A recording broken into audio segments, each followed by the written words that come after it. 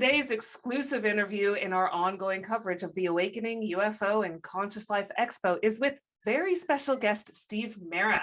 He's one of the UK's most respected UFOlogy and paranormal phenomena researchers. And Steve happens to be a founder of the Awakening UFO and Conscious Life Expo. We are working in affiliation with Zohar Entertainment and Gaia. Gaia is your Netflix of consciousness. It's a streaming service that delivers on the spiritual front like nothing other. You want to subscribe to Gaia via the link below. And also, if you're interested in booking your tickets at this year's expo, please go to ticketquarter.co.uk or see the information in the description box below and secure your tickets today. This is a no-miss meeting of the minds that goes well beyond the nuts and bolts of UFOlogy into our own multidimensionality and bringing consciousness into the equation. I'm Kristen Gillespie, your conscious investigative reporter, and Steve, I am so grateful that you're with us today. You are CEO of Phenomena Magazine, and you've been pioneering the field of the paranormal for decades. You're featured on all my favorite programming. Steve, I know you're really big into taking the next step in ufology, right? So tell me what that is. Well, I mean, ufology at this moment is on the cusp of change. I'm a member of a number of think tanks up at the top levels of what this phenomenon represents. And I mean, you know, I've had 40 years now in the subject. So back in the day, you know, my mentors were telling me they're extraterrestrial, they're traveling the vast distances of space, nuts and bolts crafts they are. But now we're realizing that there's a whole other side to the subject of ufology, which is just about to be we're slowly starting to see the change now come in. And this is going to be incorporating that conscious connection with the phenomena, about multidimensional phenomena, metaphysical phenomena, and those paranormal aspects to the ufology as well. It is far, far more now what we're realizing. I mean, it took us 40 years to get there, to realize these things, but it's not the science fiction aspects as we all thought. These fundamental parts of this phenomena, which are being looked at with curious scientific eyes and trying to work out the physics behind it, because these things are not the stereotypical thing that are just traveling the vast distances of space. You know, they pop in and pop out of our reality. They're interactive. Sometimes they're apparitional. Sometimes they're not. There's a lot of paranormal attributes to this phenomena. And the higher circles I'm working with are aware of this. But the problematics of this subject of ufology is like comes in two tiers. And the bottom tier is like when we talk about the recent information coming out from the Pentagon and the UAP studies and that sort of thing, that is the tier. That is the first tier. The second tier is that what some people might refer to as woo-woo, because they don't really understand the physics behind some of the phenomena still.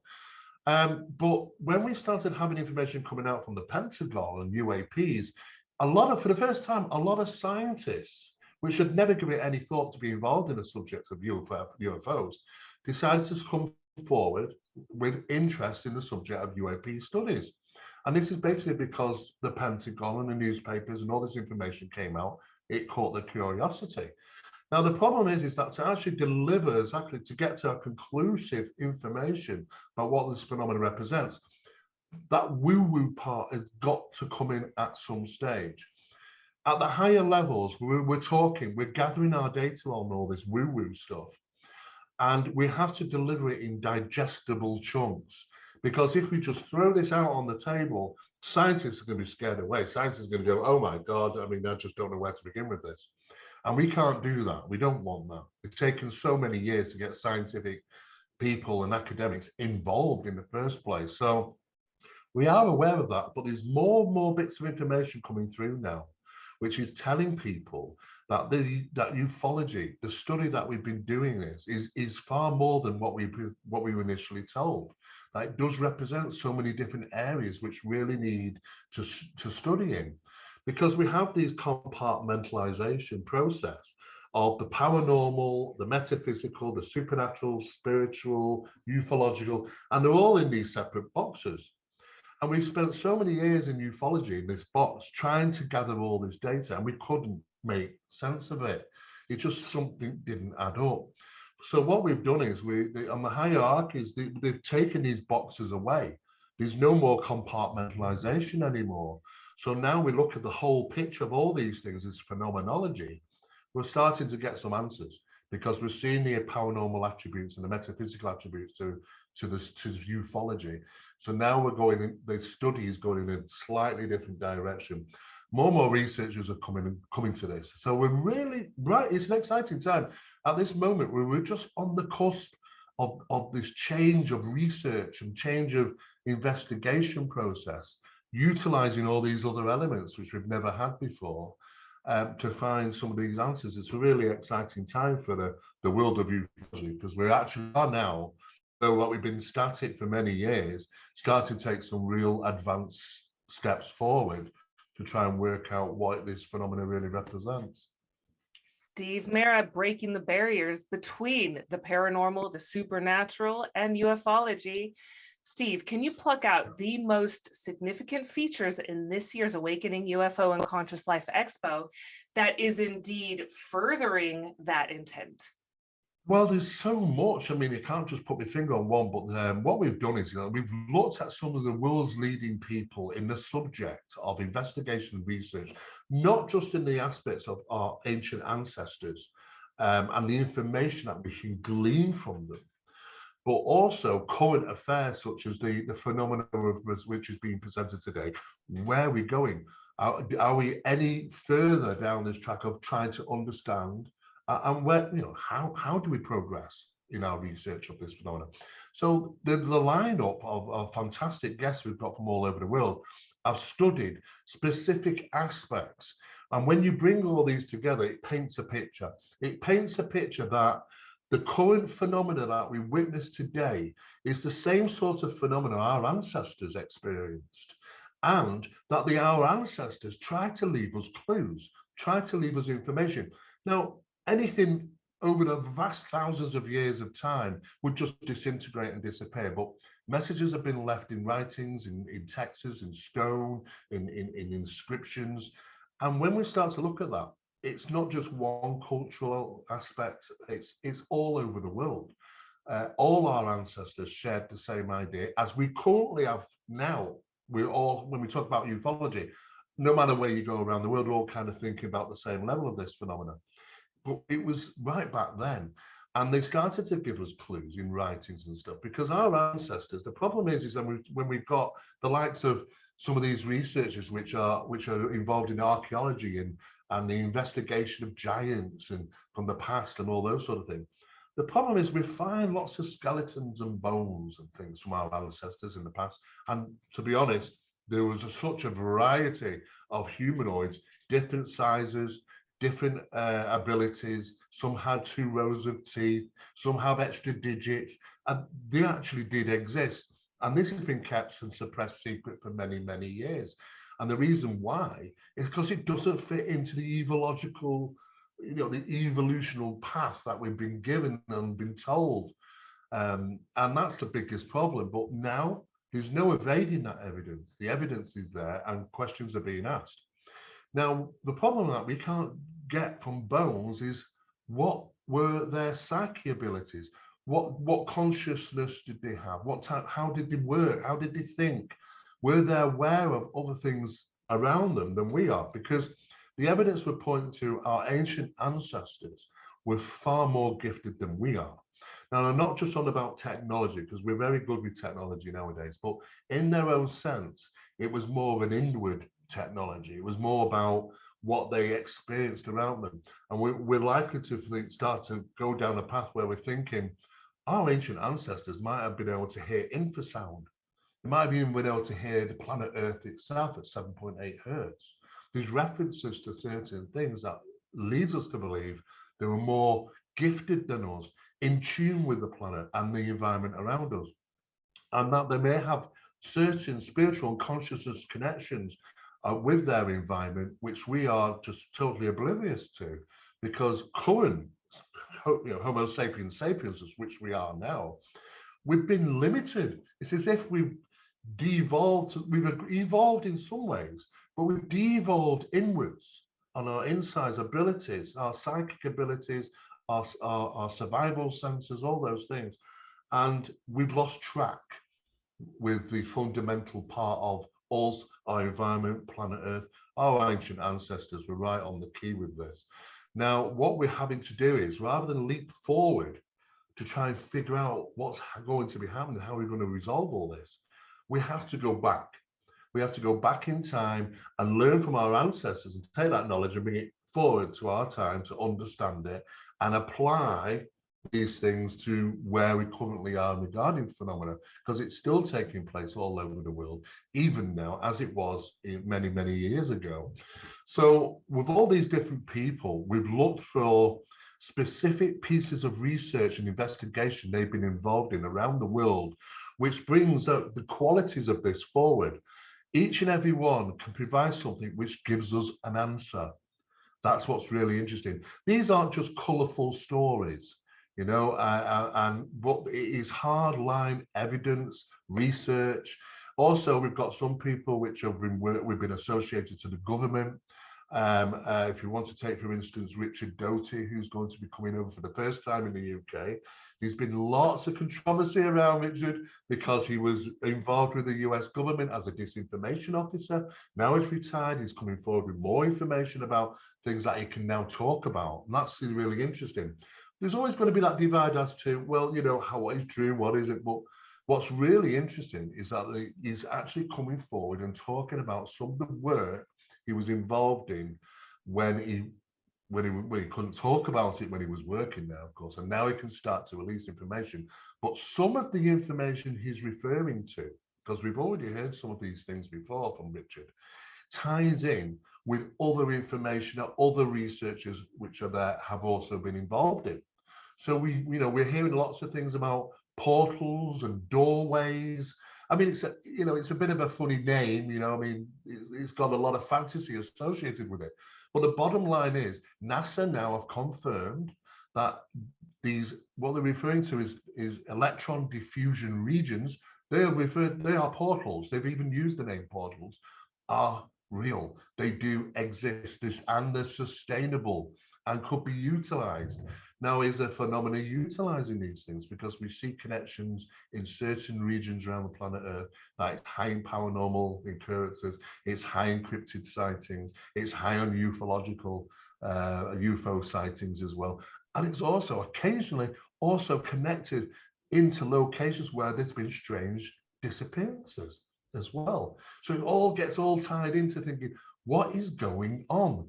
You know, we can't stay static anymore. These people that we've got coming, they're all going to be providing their own part, pushing forward where we currently are into new aspects. So it delivers new areas of research, new material to gather, because we can't stay static anymore. We're looking at this moment in time, let's make a whole effort to push forward and kickstart. It's like kickstarting something again, because the subjects have been very static for many years, but now we can come up with answers. We've got different people with their own little piece of the puzzle, and when we put all these together, I'm sure our audience will start to realize that, you know, what we initially thought what this phenomena represented on a vast scale is so much more. So it's exciting for me to have all these different people. Some of these have never been to the country before.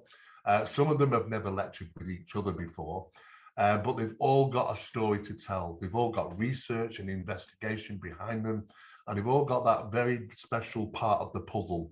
And it is those pieces that I'm hoping our audience will grab, realize, oh, that's very, very interesting. But then it ties into all the other forms of research. And by the end of the event, it's going to be painting a lovely picture for them as to where do we go from here, you know. So it's all about moving forward, this event, and we've got a fantastic lineup from people all over the world, including the grandfather of ancient astronauts theory, Eric von Daniken himself. I mean, Eric is about 87. He's still active. He's still out in the field, traveling around the world, still conducting investigation research. There is more than a lifetime you can spend in this subject and still be learning. And we are still learning. But I think what's happened over the last 15 years is our steps have quickened, and is more data now available, which is being shared, and that's a good thing. And we've got, for instance, Billy Carson. Now, Billy is an entrepreneur, and he's, every other day he's in a different country, researching and developing and all sorts of things. But the information that he's bringing forward doesn't just involve us and our planet. It's basically involves our solar system and the other planets around us. There's a lot more to this life and the reality that we witness, and how much is that reality real? There's evidence to say that reality is created through our process of perception, so that can differ for different people. It seems that the reality that we thought was just made up of a brick wall isn't. It's pliable, it's bendable, you can stretch it, you can mold it, you won't break it, but you can manipulate it, and there are ways of doing so. And the likes of Billy Carson and other researchers which have recognized how this can be utilized in our life, and it can be very good. And it's been used. This isn't something new. It's age old, and it's that practice through esoteric meditations and all sorts of things have managed to do the same thing. We're just seeing it in our 21st century eyes as something different, but it really fundamentally it goes back thousands upon thousands of years. So it's a very exciting event. All these people are going to be coming. It's over a period of 3 days. And I mean, a solid 3 days. I mean, we are going straight through into the later hours with our event, because there is just so much information to deliver over 3 days. And we wanted to make sure that people walk away and just completely blown away with all the information. So we really have jam-packed as much as we possibly can into a 3-day event, and with the turnaround quite regularly between speakers and into the later hours as well, just to get all that load of information out all at once. So I'm very excited about it. This is the first time we've done an event like this. It's held in Blackpool. Most of our events are held in Manchester, and we kind of deal on a global scale, such as I have 2,500 people turning up in Manchester. But this is more focused. This is more sort of a small event, but more focused around the topic of moving forward. What new data is there? What new evidence is there? What are we not being told? Why are we not being told about certain things? And most of all, it's connecting the dots. And we're involved, you, me, everybody, because we're part of this problem, because we attribute to it.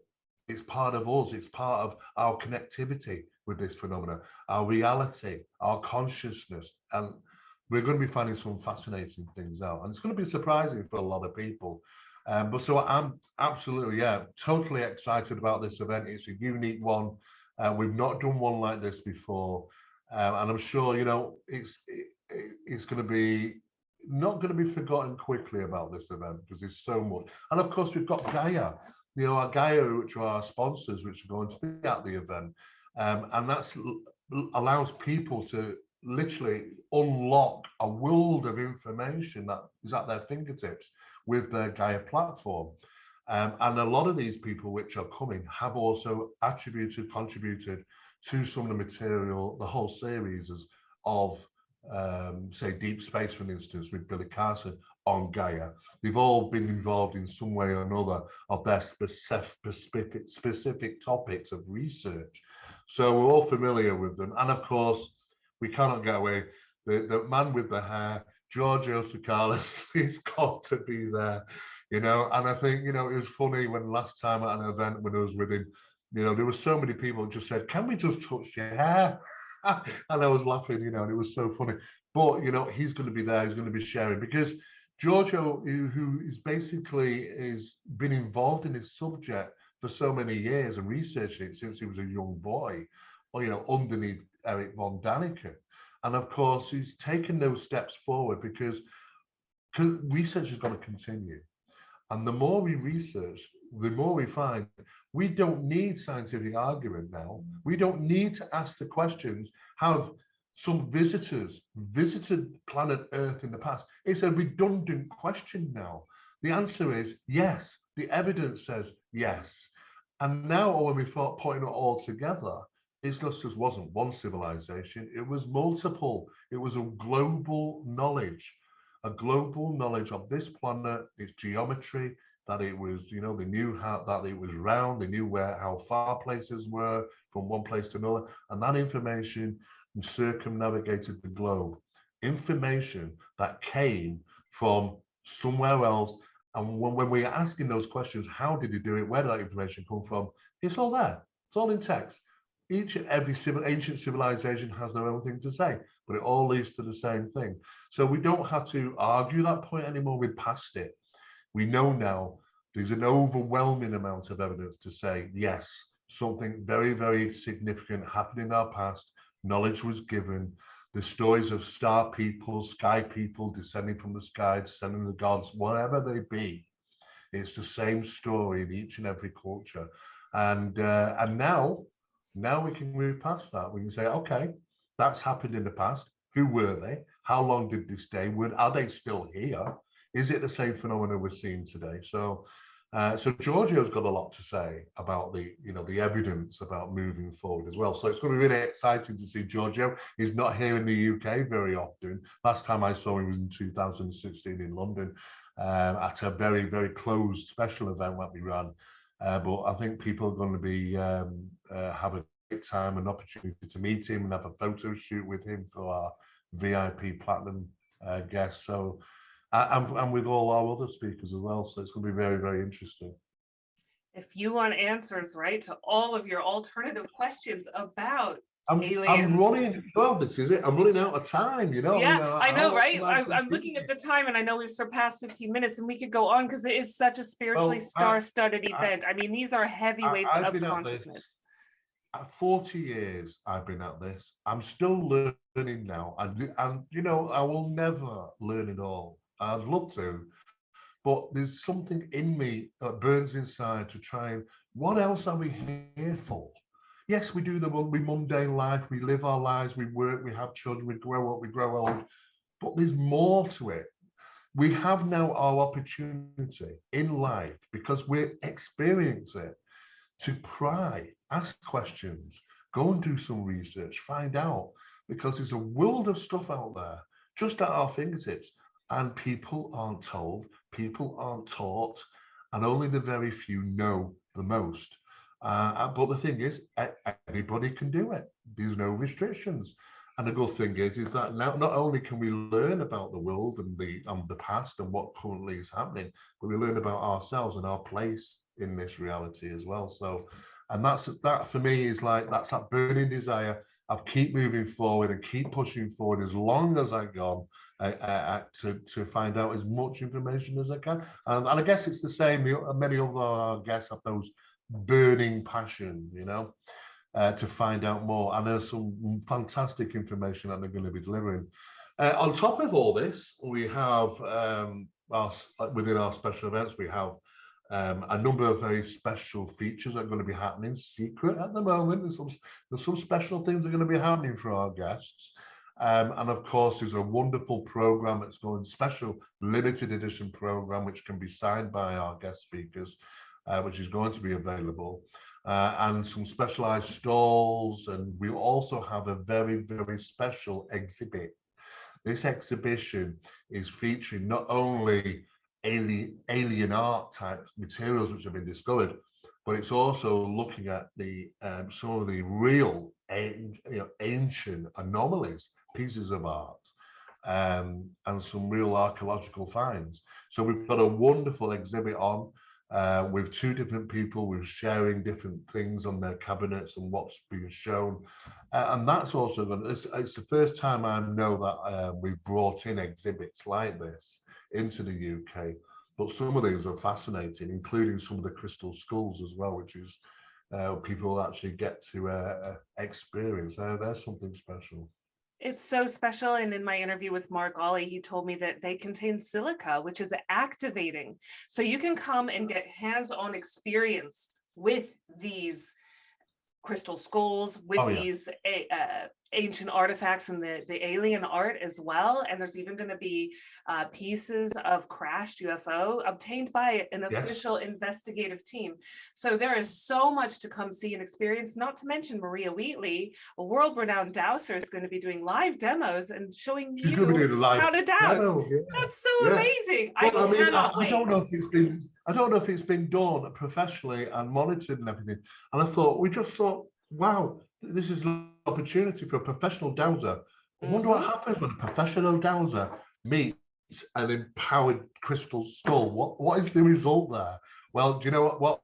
I don't know, and probably other people don't know, but we're going to be finding out. We're going to be putting that to the test. So we're going to be finding out. It's so exciting. I see that we're running out of time, Steve, so I'll bring it to an end today. Thank you so much for all of the sneak peeks that we got in the exclusives that we're dropping here about the Awakening UFO and Conscious Life Expo. All the information is below, and you guys don't want to miss this. It truly is an incredible meeting of minds and a paradigm shifting event. I'm Kristen Gillespie, your conscious investigative reporter, in humble service to humanity and all sentient beings. Steve, is there anything you want to say to part? Just one thing. Our ticket quarter should be coming to a close shortly. That does not mean that we do not have tickets. Ticket quarter, like other companies, have to have a cut-off time, but we do have tickets available. If you're worried that you've missed your opportunity to obtain tickets, then it's quite simple just to contact us directly, and we'll be able to sort something out. That's great. Thank you for that. I know it's going to cut me off, Steve, so I'm going to bring it to an end here. Thank you so much. We'll see you guys at the event. Bye for now. Thank you.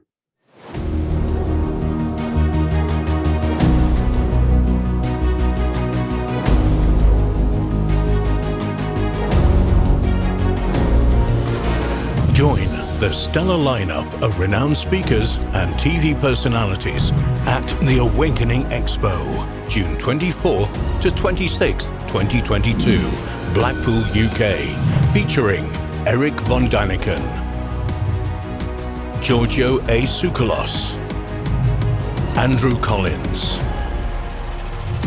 Steve Mera, Billy Carson, Dr. Teresa Bullard-Wyke, Johnny Enoch, Paul Sinclair, Maria Wheatley, Andrew Goff, Barry Fitzgerald, Hugh Newman, and Richard Doty. Immerse yourself in 3 days of mind-blowing presentations, Q&As, panels, meet your favorite speakers, and much, much more at the Awakening Expo, June 24th to 26th, 2022, Blackpool, UK. Get your tickets now at awakeningufo.com.